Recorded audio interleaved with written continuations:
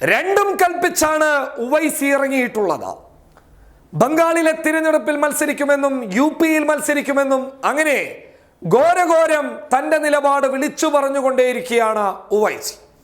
ഹൈദരാബാദിന്റെ മണ്ണിൽ തിരഞ്ഞെടുപ്പ് നടക്കുമ്പോൾ, അതായത് ഹൈദരാബാദിലെ മുനിസിപ്പൽ തിരഞ്ഞെടുപ്പ് നടക്കുമ്പോൾ ഉവൈസി വെല്ലുവിളിക്കുന്നത് നരേന്ദ്രമോദിയെ തന്നെയാണ്.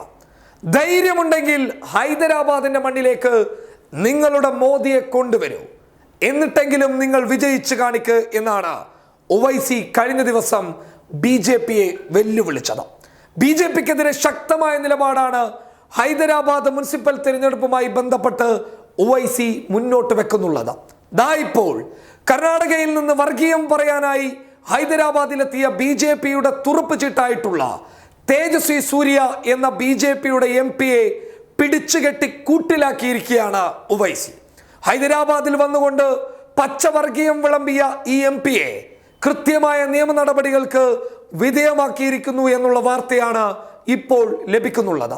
ഹൈദരാബാദിൽ തിരഞ്ഞെടുപ്പ് പ്രചരണത്തിനെത്തിയ ഈ MP ഹൈദരാബാദിലെ പ്രശസ്തമായിട്ടുള്ള ഉസ്മാനിയ സർവകലാശാലയിലേക്ക് കയറുമ്പോൾ ആരോടും അനുമതി ചോദിച്ചില്ല.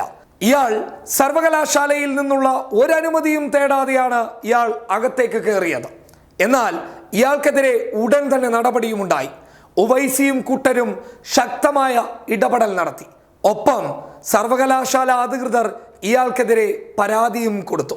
ഉവൈസിയെ വെല്ലുവിളിക്കാൻ ഹൈദരാബാദിന്റെ തട്ടകത്തിലെത്തിയ കർണാടകയിൽ നിന്നുള്ള യുവതുർക്കി എന്ന് BJP-ക്കാർ വിളിക്കുന്ന തേജസ്വി സൂര്യക്ക് നല്ല പണിയും കിട്ടി. തേജസ്വി സൂര്യക്ക് ഹൈദരാബാദ് പോലീസിന്റെ വക ഒരു FIR.